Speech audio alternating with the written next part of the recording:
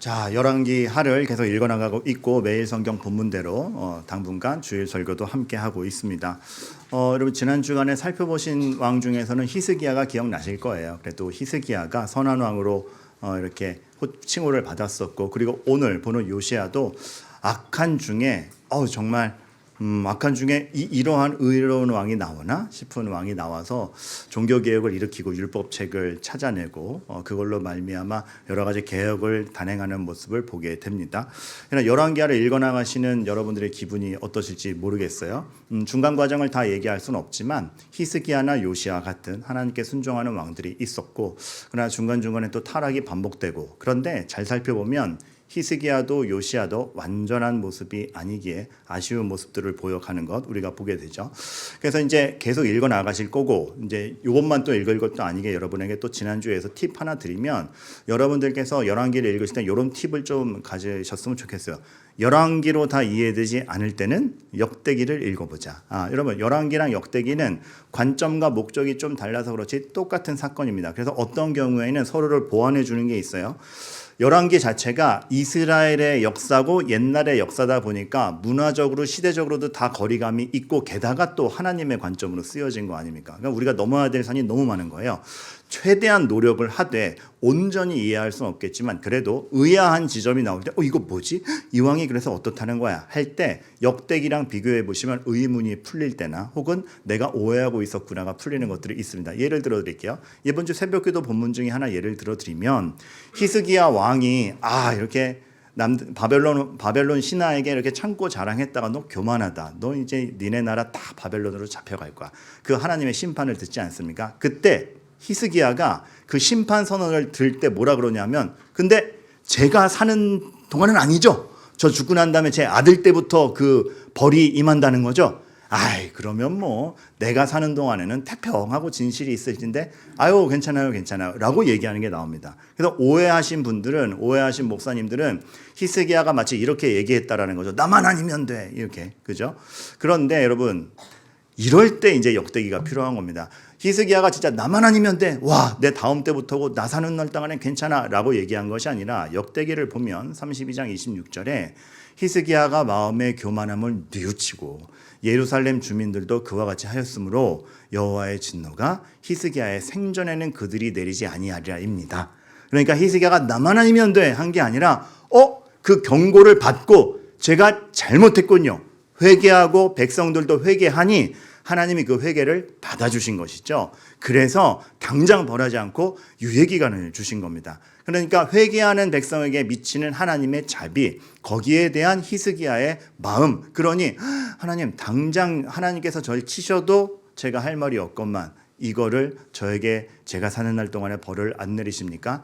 하나님 정말 선하십니다 라고 하는 게 내가 사는 날 동안에 태평과 진실이 있다라는 말입니다. 이렇게 보니까 좀 다르죠. 그래서 이런 비교가 보이시고, 여러분 이렇게 깨달아가는 게 되게 재밌어야 되는데 여러분 표정은 정말 지루한 표정이네요. 그래서 비교하며 읽으시는 것을 하기를 바라겠고, 또 하나는 왕들의 얘기다 보니까 여러분들이 전성기와 비전성기를 비교하게 됩니다. 그런데 여러분, 전성기와 비전성기로 읽지 말자입니다. 언제 잘했고 언제 못했고. 왜냐하면 하나님은 잘한 때만 톡 뽑아가지고 이거 본받아 라고 하시는 게 아니라, 잘 될 때 내가 내리는 은혜, 그러나 그 은혜를 지속적으로 누려가지 못하는 인간, 그럼에도 불구하고 비전성기 때 타락의 시대에도 자신의 손길을 멈추지 않는 하나님의 손길을 보이는 게 역사지, 누가 전성기였대 전성기가 아니었대는 아닌 겁니다. 다윗이 가장 타락한 순간에도 죄의 본질을 발각하고 회개하는 것에서 은혜를 보듯, 잘 나가는 순간, 우리 판단이죠,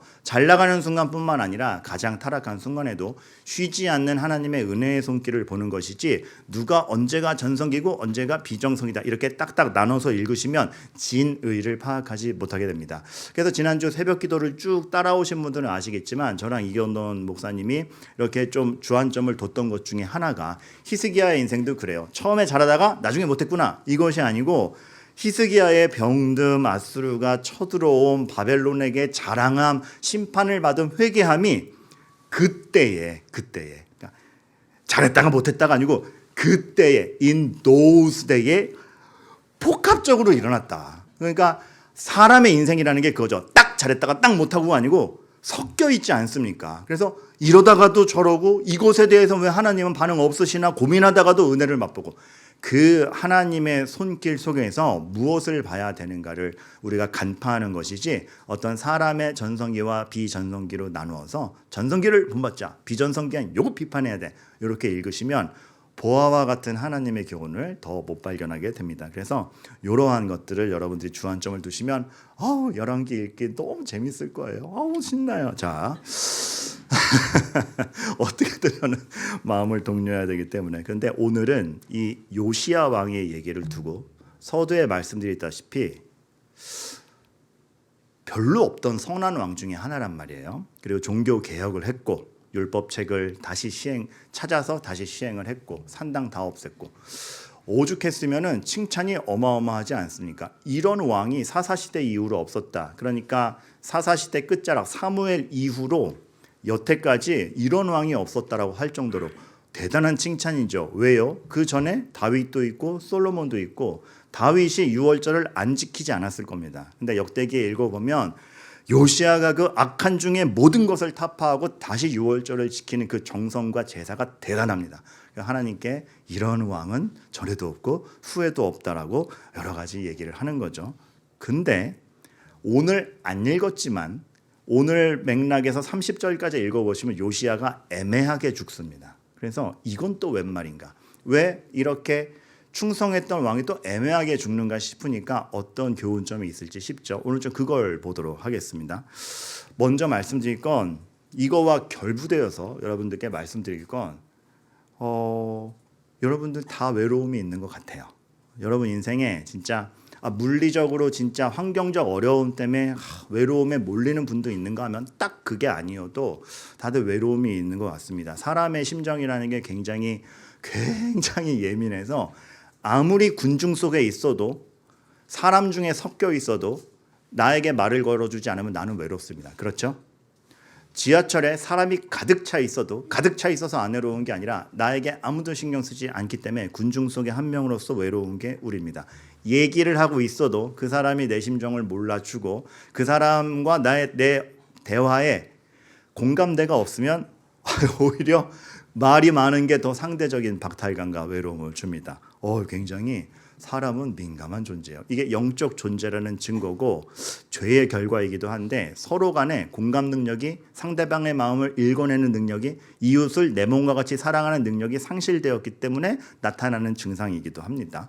근데 이 외로움을 진짜 누구나 가지고 있는 것 같아요. 제가 우리 교육자분들끼리 잘 지내는 거를 보면 너무 기분이 좋아요. 왜냐하면 그거 모양 자체가 딱 그 마음에 비견할 수 있을지 모르겠지만 부모가 자녀들끼리 잘 지내면 마음 좋은 그런 거 있잖아요. 그래서 담임 목사로서 교육자들이 이렇게 잘 지내는 거를 보면 굉장히 즐거운 마음이 있습니다. 그런데 즐거우면서 외로워요. 왜냐하면 제가 어느 순간에 탁 장벽을 느낀 게 목사님들끼리 막 농담하면서 막 이렇게 등치면서 막 노는 거야.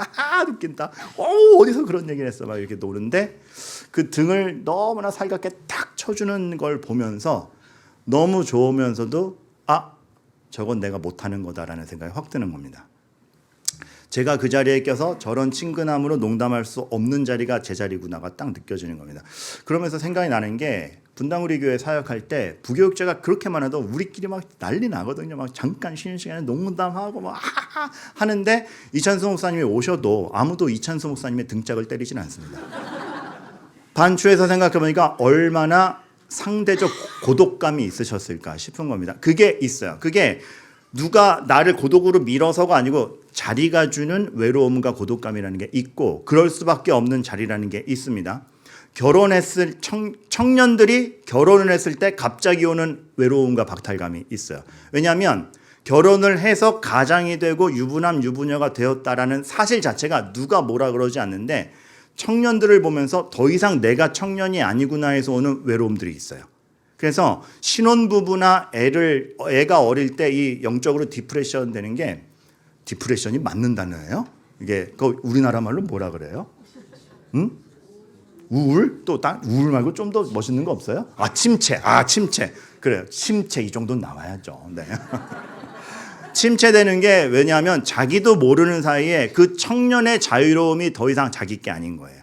그거를 본능적으로 직감합니다. 그래서 결혼한 청년들이 초반에 신앙인으로서 교회에 다시 자리 잡고 청년들의 활발함을 보면서 더 이상 자기 게 아닌 거에서 느끼는 그 외로움과 장벽에서 침체가 있기도 해요. 사람의 인생이라는 게 그런 게 있어요. 어떤 성도님이 그러시든 정말 잘 지내고 있다가 승진하고 나서 관계를 잃었다고 이해돼요. 그러니까 누가 악한 짓을 해서가 아니고 입장이 바뀌었을 때 서로 입장을 공감하지 못하면서 누가 악하거나 따돌려서가 아닌데 서로 간에 갖는 외로움들이 있고 그 입장에서 질 수밖에 없는 외로움이라는 게 있습니다. 부모가 되었을 때 엄마로서 어디로서 누군들 안 그렇습니까? 모든 인생의 단계마다 외로움이 있어요. 그 겪어야 되는 외로움이 있어요. 이게 잘못되었다가 아니라 삶이 그런 겁니다. 가만 보면 여러분 계속해서 그런 입장들이 옵니다. 제가 근데 여러분께 말씀드리는 건 그러한 외로움들이 왔을 때 여러분들 그 외로움에 집착하고 그 외로움을 깨부수려고 하면 이때부터 다 꼬이는 겁니다. 왜냐하면 카톡 오잖아요 벌써. 그 외로움에 집착하는 순간에 그래서 내 입장 나 이 외로움을 타파할 거라고 하는 순간에 그게 해결점일 것 같은데 다 꼬여요. 내 자리가 아닌 곳에 비집고 들어가려 하고 아닌 것에 아부하게 되고 내 뜻대로 내 마음 몰라주는 것에 신경질 내게 되고 섭섭하게 되고 여러분 외로움을 당하면 극복하려고 하잖아요. 맞습니다. 근데 여러분께 오늘 말씀드리고 싶은 건 우선순위를 분명히 하자입니다. 우리 성경이 얘기하는 건 외로움이 왔을 때 외로움을 타파하라가 아니라 인생이 그 외로움을 지고 가는 위치를 준다라는 겁니다. 외로움이 왔을 때 장벽이 왔을 때 막 이걸 타파하려고 그러지 말고 이제 이 외로움을 지는 자리에 내가 왔구나 인정하셔야 됩니다. 인정하셔야 되고 그것에서 하나님이 하시는 것을 보아가야 됩니다. 왜 외롭나? 가만 생각해 보면 물리적, 환경적으로 어쩔 수 없이 외로우신 분이 있는가 하면 심지어 그런 분들도 제가 단언해서 말씀드리는데 하나님이 방치해 두시지 않는다라는 걸 좀 확신하시기 바라겠고 사실 우리가 외롭다라는 것의 심연을 잘 보면 왜 외롭나? 내가 인정받지 못하고 내 편이 없는 것 같고 내가 이렇게 열심히 했는데 열심히 한 것만큼의 돌아옴이 없고 이건가? 고작 이건가? 내가 이런데 열심히 살아야 되나? 가만 보면 그 심연에 굉장한 자기 집중력이 있어요. 그리고 보상을 이 땅에서 다 받으려는 뿌리가 우리들에게 발견되기도 합니다.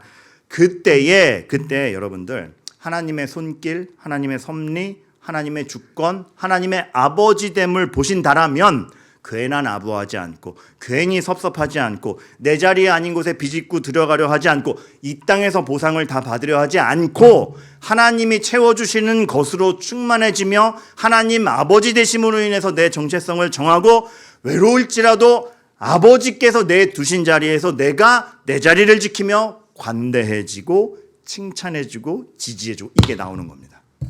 그거 요시야가 그랬어요. 좀 이따 설명드리겠지만 외로운 자리였어요. 그런데 요시야가 그것을 어떻게 감당했느냐 못했느냐 요거 오늘 볼 건데 그렇다라는 걸 말씀을 드립니다. 저에겐 오늘 좀 서두가 길어요. 저에게는 안고 키우다시피 한 제자 하나가 있습니다. 청년 시절에 동네에서 방황하는 두 자매를 봤는데 아버님이 안 계시고 어머님이 앞이 안 보이신 가운데 애들이 이렇게 부모의 보호를 받지 못할 물론 그 어머님은 최선을 다하셨지만 경제 활동도 하셔야 되기 때문에 너무 어려우셨어요. 그러다 낮 시간에 얘네들이 너무 방치가 되는 거예요. 그래서 청년 몇이 무조건 교회로 데리고 와서 가회시켜주고 놀이동산 데려가고 먹이고 그거를 수년간 했던 기억이 나요. 그리고 이제 제가 목사가 됐을 땐 너무 잘 정착해서 걔네 둘이 청년까지 되는 그때까지 제가 볼 수가 있었죠. 그런데 청년이 됐을 때 이제 청년부에 가서 적응을 못하는 겁니다. 왜냐하면 그 친구가 청년에 계속 제 손길로 제가 그 교회에서 목사를 했으니까 목사로서도 가르침을 주고 하다 보니까 너무 저한테 정착이 잘 돼 있는 거예요. 그러다가 청년부를 가려니까 게다가 그때 청년부 목사님이 새로 오고 담임 목사님이 바뀌는 찰나였거든요. 그러다 보니까 교회가 낯선 거예요. 목사님 한번 만나주세요. 만났어요. 그럴 때 막 청년부에 대한 불만을 새로 오신 목사님은 결이 맞지 않아요. 박 목사님 같지 않아요부터 시작해서 온갖 투정을 다 해놓는 겁니다. 거기에서 제가 딱 보니까 뭐에 삐졌는지도 알겠고 뭐가 필요한지도 알겠고 이거 딱 해주면 다 풀리겠다. 이게 다 보여요. 그런데 제가 그때 거기서 위로하지 않았습니다. 왜냐하면 거기서 제가 위로하면 위로해주고 뭐 필요한지 딱 채워주면 걔도 만족하고 저도 만족스러웠겠죠. 그리고 만족스러웠겠죠. 정말 역시 박 목사님 같은 분은 없어요. 어떻게 이렇게 제 마음을 잘 아세요? 저도 막 충만감 뿜뿜이었을 겁니다. 그런데 만족스러울지언정 저도 칭찬 들어서 좋을지언정 하지만 교회의 질서가 망가지고 이 아이도 성장하지 못할 것 같다는 직감이 확 들었습니다. 그래서 제가 인정받느냐 문제가 아니고 이 아이 기분이 풀리느냐가 아니고 좀 거시적으로 봤습니다. 그래서 진짜 이 표현이 과장 같지만 이게 살을 애는 듯한 마음으로 전혀 위로하지 않고 꾹 참아가면서 냉정하게 대했습니다. 죽이 되든 밥이 되든 지금 하나님이 허락하신 너의 교역자는 그 목사님이니까 그 목사님한테 가서 얘기해. 지금 나한테 불만을 얘기할 게 아니라 그 목사님한테 진심을 얘기해. 싸우든 말든 화해하든 그 목사님과 얘기하고 마음을 나누고 그 목사님의 지도를 받아 하고 돌려보냈습니다. 그때 저한테 또 삐져서 가는데 그 돌아가는 모습을 잊을 수가 없어요. 그런데 그 시간이 필요했던 겁니다. 싸울지언정, 투정을 부릴지언정, 삐질지언정 그걸 통해서 그 목사님의 권위도 높아지고 서로 간에 이해하는 시간도 갖고 교회 질서도 흐트러뜨리지 않는 게 작용되어서 결국엔 몇 개월 지나니까 너무 잘 적응됐어요. 너무 잘 적응하다 못해서 이제 저를 더 이상 찾아오지 않는 거예요. 몇 년이 지났어요. 심지어 그 목사님이랑 신뢰관계가 두터워져서 그 목사님이 소개해준 남자랑 결혼까지 하게 됐고 그 바뀐 담임 목사님 처음엔 싫어하더니 그 바뀐 담임 목사님이 이렇게 다 주례를 받고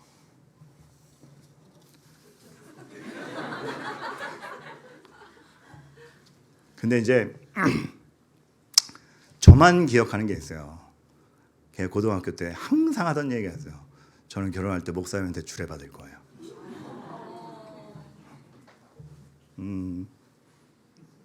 섭섭함보다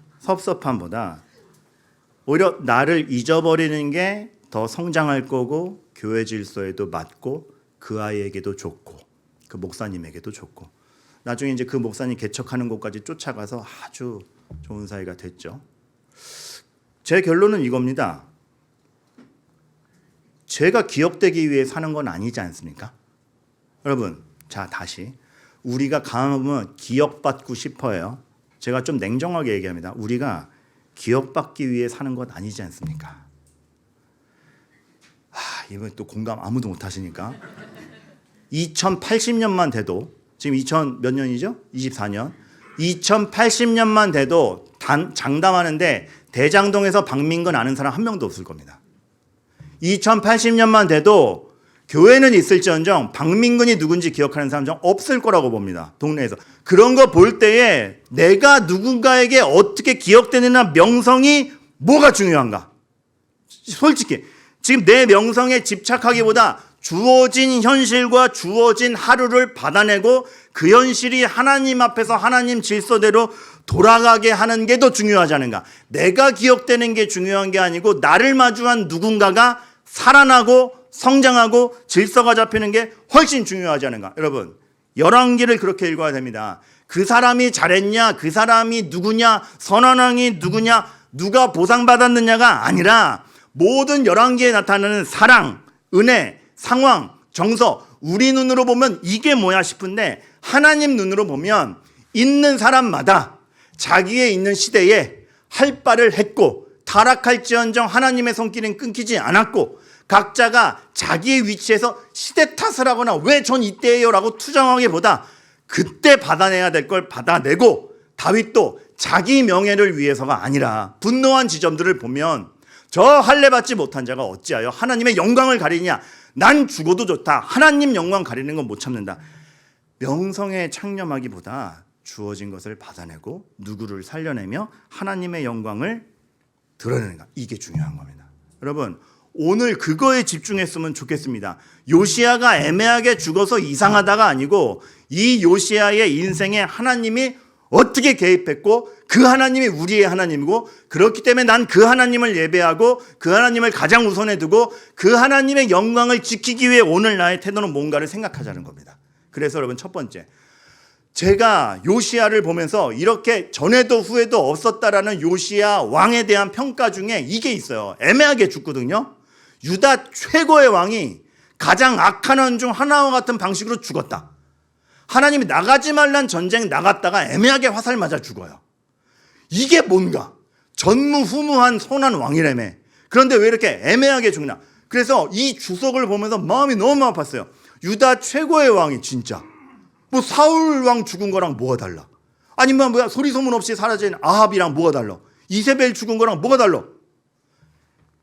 유다 최고의 왕이 가장 악한 왕 중 하나와 같은 방식으로 죽었다. 여기서 의아하죠. 당황스럽죠. 여러분 여기서부터 요시야의 마음을 좀 추적해 가도록 하겠는데, 요시야가 그렇게 잘하다가 마지막에 하나님이 나가지 말란 전쟁에 나가서 죽었을 때 그 마음은 너무 이해가 가는 게, 여러분 낙심 아니면 방심입니다. 주석가들은 요시야에게 낙심 아니면 방심이 있었을 거라 유추합니다.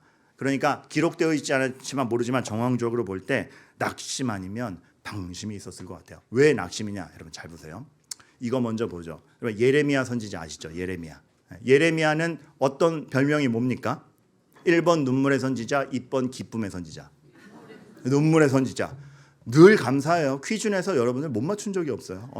눈물의 선지자죠. 왜 눈물의 선지자입니까? 예레미야 읽어보면 그 말씀 선포를 받는 백성의 악독함과 변화되지 않음과 그 악의 역사가 연속되다 보니까 눈물을 흘리잖아요.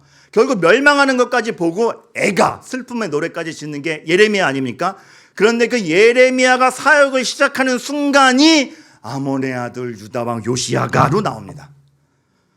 요시야 때 사역한 거예요. 무슨 얘기냐? 요시야는 종교개혁을 했으나 전무후무하게 큰 규모로 종교개혁을 하고 노력을 했지만 전혀 따라오지 않았던 백성들의 역사가 이어진 겁니다. 이렇게까지 했는데 변하지 않는 백성들, 하나님의 말씀을 전하는 선지자가 보람을 느끼는 게 아니고 눈물을 흘려가면서 낙심에 낙심을 반복해야 했던 요시야가 생각되는 겁니다. 여러분 요시야에게 이런 생각이 들을 수 있을 것 같아요. 이거 뭐야 이거? 해봤자네. 종교개혁은 해봤자네. 딴 데 소망이 있는 거 아니야? 라는 낙심이 있을 수 있었다라는 게 굉장히 큰 가능성으로 있어요. 그러다 보니 역대기를 읽어보면 요시야가 죽을 때 표현이 이렇게 돼 있어요. 열왕기하에는 안 나오지만 애굽이랑 싸우러 가잖아요. 그때 애굽이랑 싸우러 갈 때 몸을 돌이켜, 안 가도 되는 걸 굳이 돌이켜 변장하고, 이 변장하고라는 단어가 굉장히 신비해요. 스스로를 속이고라는 뜻이 있습니다. 스스로를 망가뜨린다는 뜻이 있습니다. 하나님 앞에 하나님이 가죽 옷을 더 씌워서 살리는 옷이 아니라 변장하여 자기의 영혼을 어그러뜨리면서 하나님이 애굽왕을 통하여서도 아니라 그런 것을 듣지 아니하고 나아갔다가 죽는 겁니다.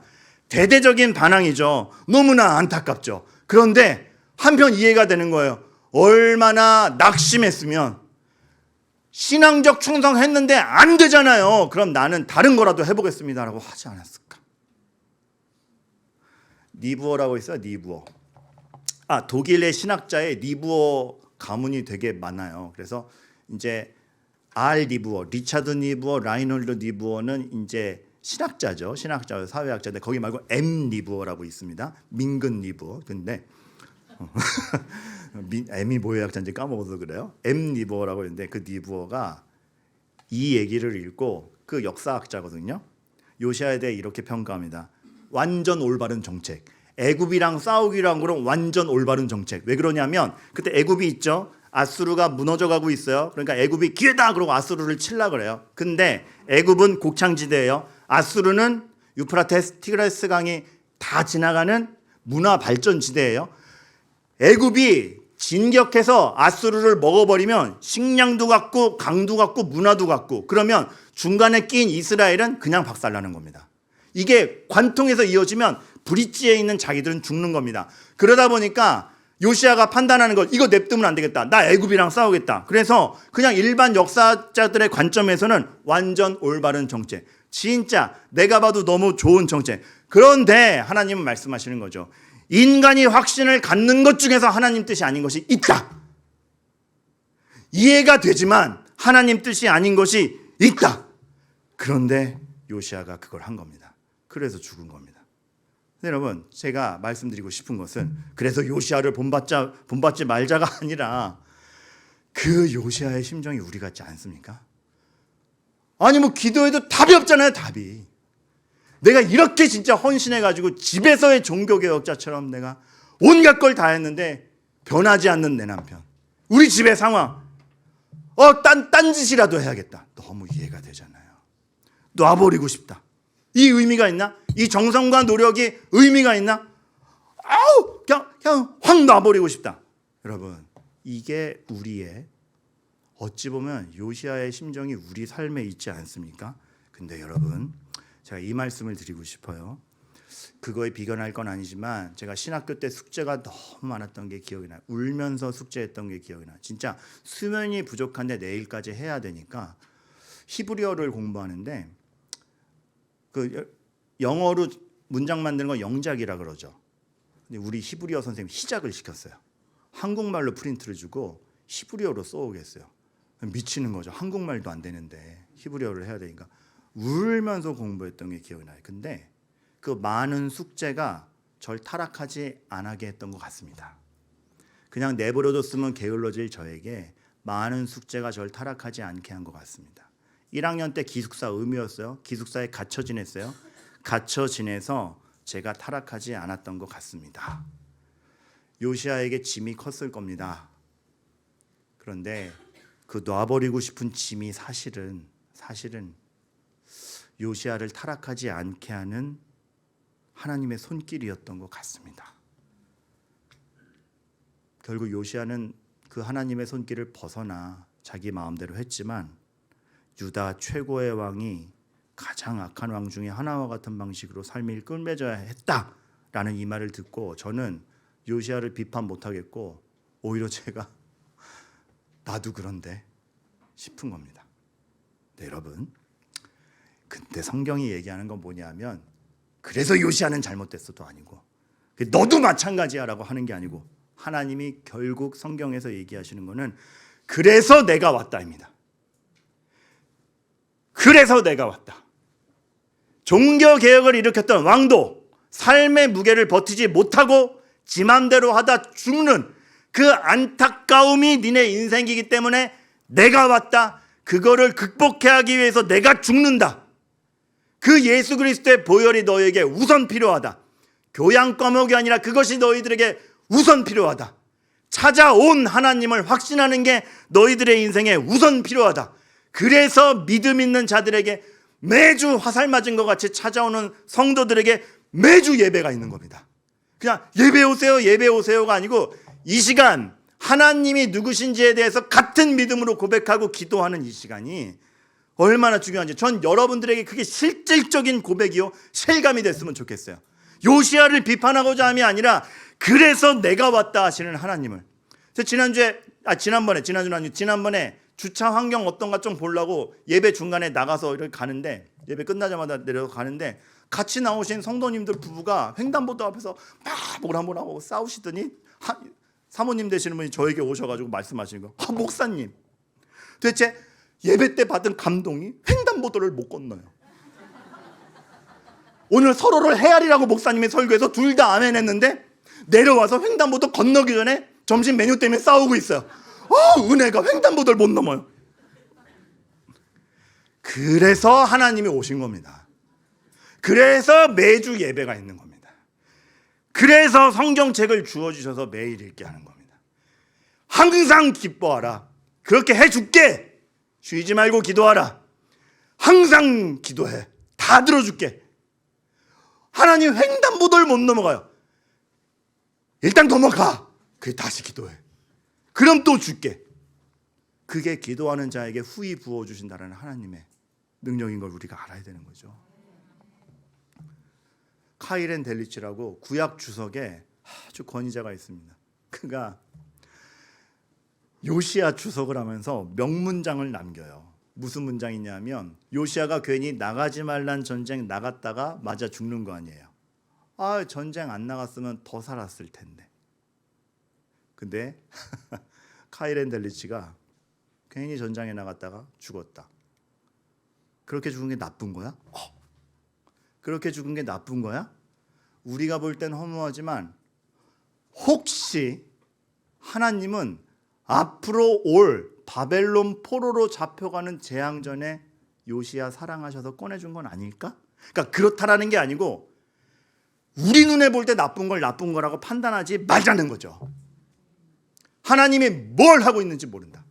그 하나님께 집중하자. 두 번째는 방심인데 낙심 말고 방심으로 보는 건 이거예요. 종교 개혁을 너무 잘했지 않습니까? 할 것 다 했다. 할 것 다 했다. 이제 난 뭘 해도 하나님은 내 편일 것이다. 아니요. 여러분, 한 번 예배 뜨겁다고 그걸 평생 가지 않습니다. 횡단보도 못 넘어가요.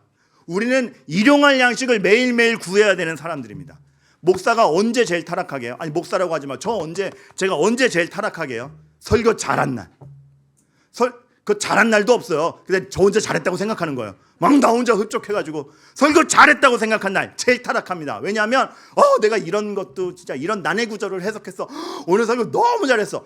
그때 되면은 제가 깨달은 게 커서 다른 사람 설교 들으면 비난해요. 저거 아닌데 저 뜻 아닌데. 어머 참.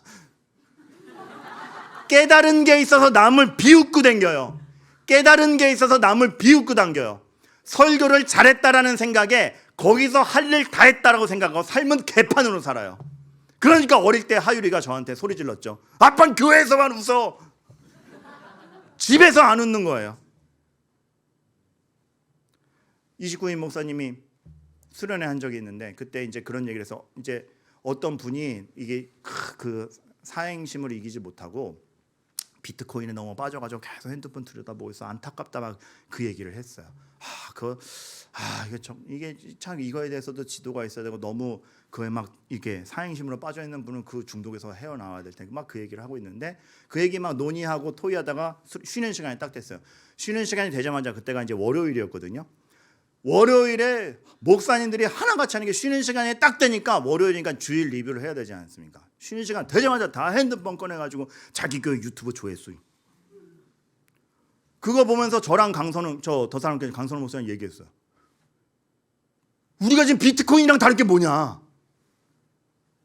목사라는 방심, 교회 유튜브라는 방심. 그러나 내 조회수 얼마나 했지? 비트코인 바라보는 마음이랑 뭐가 다르냐? 성직자라는 옷에 덧입혀져서 방심하는 그 방심, 삶은 못 쫓아오는. 여러분, 아까도 얘기했지만 뜨거운 수련회 한 번이 삶을 보장하지 못합니다. 은혜로운 예배 뒤에 삶의 문제는 그대로 있습니다. 다만 바라보는 태도와 관점이 달라졌을 뿐 거기서 구하는 은혜가 있으셔야 됩니다. 방심 이겨내셔야 돼요. 우리가 이거를 보게 되는 겁니다. 할 것 다 했다? 없습니다. 그렇지 않습니다. 두 번째, 요시야의 개혁을 보면서 여러분들이 알아야 될 게 먼저 안심을 드리면 10시가 다 돼갔는데 두 번째면 보통 적어도 세 번째고 다섯 번째까지 있는데 제가 어쩌려고 이러나 싶죠. 오늘 두 번째가 끝입니다. 그러니까 안심하고 들으세요. 요시야의 개혁을 통해서 우리가 심각하게 봐야 될 것 중에 하나는 전무후무한 개혁이었는데 인간의 개혁이 인간을 변화시키지 못한다라는 겁니다. 여러분 이거 말씀하세요. 집중하세요. 인간의 개혁이 인간을 변화시키지 못한다입니다. 우리가 오해할 문장이 하나님께서 요시야가 종교개혁한 건 잘했는데 그 할아버지 므낫세가 워낙 악한 왕이어서 그때의 진노를 돌이키지 아니하셨다는 말을 들으니 잘못 읽으면 야 요시야 잘했어. 근데 내가 지난번에 화난 게 너무 커가지고 난 삐진 거 다 안 풀렸어라고 오해할 수 있죠. 그것이 아니라 여전히 백성이 예레미야, 스바냐 그 선지자들이 고발한 걸 보면 므낫세 때 하던 거와 똑같은 악행을 종교 개혁이 일어났음에도 불구하고 그대로 하고 있다. 안 변하고 있다. 므낫세에게 있던 진노와 징계가 너희들에게도 없을 수가 없다라고 하나님이 슬픈 마음으로 지금 외치는 겁니다. 그래서 인간은 어쩔 수 없구나. 여러분 조금 관점 달리합니다. 저는 근데 그래서 안심합니다. 그래서 이 인간의 한계를 보면서 그래서 안심합니다. 왜요? 그래서 그리스도를 보낸다가 성경의 또한 답이기 때문에 그렇습니다. 니네들의 개혁으로 안 되니 그리스도를 보내겠다. 우리의 개혁에 다할 거라고 생각하지 마세요. 아까 실망하신 분들 마음속으로 내가 우리 집의 믿음을 위해서 정말 간을 빼놓고 내가 봉사했고 이 남편 전도할, 이 애 전도하려고, 혹은 다른 상황에서도 내가 이거 정직하게 하려고 그렇게 애를 썼는데 구조적으로 받쳐주지 않는, 변하지 않는 인간을 보고 실망할 것이 아니라 하나님께서 그래서 그 진노를 돌이키지 아니하셨는데 요시야에 칭찬할 건 칭찬하시고, 그래서 그리스도를 보내셔서 그 진노를 그리스도가 갖게 하시는 겁니다. 여러분의 실망이 반드시 결과한다라는 뜻도 됩니다. 여러분 각 가정에서, 여러분 직장에서, 여러분 계신 곳에서 여러분들이 개혁자죠. 근데 진노가 여전히 있는 것 같은 현실을 마주하죠. 그래서 안심하십시오. 인간의 개혁이 인간을 변화시키지 못합니다. 그래서 기도하는 겁니다. 그래서 하나님께 찾아 나오는 겁니다. 그래서 저는 여러분의 기도와 하나님을 찾는 믿음이 명목상이거나 개념상이지 않기를 바라겠고, 진짜 이 하나님의 살아 역사하심을 여러분들이 정말 만끽하시기를 간절히 바라는 겁니다. 스바냐가 이 시대에 활동하면서 얼마나 무지막지한 심판을 선언했어요. 내가 사람과 짐승을 진멸하고 공중의 새와 바다의 고기와 창조자가 창조물을 다 없애겠다는, 악인들과 아울러 진멸할 것이고 여호와의 말이니라 유다와 예루살렘 모든 주민들의 손을 펴서 바알을 멸전하고 니네도 죽는다. 그런데 숨겨진 말은 그래서 그리스도를 보낸다. 니네 개혁으로 다 안 되지, 힘들지, 그래서 그리스도를, 메시아를 보내서 내가 구한다. 그러니 이 심판의 선언 마지막에 그 스바냐 3장 17절은 너의 하나님 여호와가 너의 가운데 계시니, 언제 진노한다 그런 것도 모를 만큼 내가 너로 기쁨을 이기지를 못한다. 그리스도로 말미암아 여러분에게 주어지는 하나님의 사랑입니다. 뭐가 우선입니까? 여러분, 여러분의 모든 실망과 갖고 있는 외로움 떨쳐버리세요. 하나님을 먼저 봤을 때 여러분의 삶의 해석과 태도가 달라지기를 간절히 바랍니다. 더불어 교회는 내 입장 세우는 곳이 아닙니다. 내 입장 세우는 곳이 아니라, 내 입장 내세우다가 삐지고 외로워하는 것이 아니라 누군가 살아나는 것을 보는 것입니다. 오늘 하루 내가 은혜 입은 자로서 누군가 살아나는 거 보는 것이 내 명성 위에 사는 것 아닙니다. 일부 예배 때는 교육자들이 같이 예배드리니까 제가 무심코 교육자들에게 설교 시간에 이 얘기를 했어요. 설교도 준비한 거 어떻게 다 할까 생각지 말자. 내가 얼마나 잘했느냐가 문제가 아니고 내가 지금 잘 내놓는 것을 보지 말고 성도들이 잘 먹고 있느냐를 보자. 설교 리뷰 자기 동영상 갖다가 하지 말고 나를 분석하지 말고 먹은 성도들이 어떻게 살아가나, 무슨 울음이 있나, 아직도 안 돌아왔나, 성도들을 보자. 그 얘기했어요. 교회는 그런 곳입니다. 히스기야 선한 왕, 그러나 타락함도 보임. 선한 왕 뒤에 므낫세라는 악한 왕, 근데 그 손자가 종교개혁을 일으킴. 근데 그 요시야가 죽자마자 종교개혁을 일으켜도 변하지 않던 백성들과 함께 여호와스가 또 몰락함. 사람이 잘한다고 더 잘 되는 게 아니고 사람이 못한다고 더 안 되는 것도 아니라 하나님의 손길은 계속 있고 그것을 누가 인정하며 버티냐입니다. 너무 자고하지도 마시고 너무 쉽게 실망하지도 마세요. 여러분 다 죄책감 있죠? 뭔가 잘못되거나 여러분 자녀 잘못되면 여러분이 잘못해서 된 것 같죠? 아니고 기도하세요.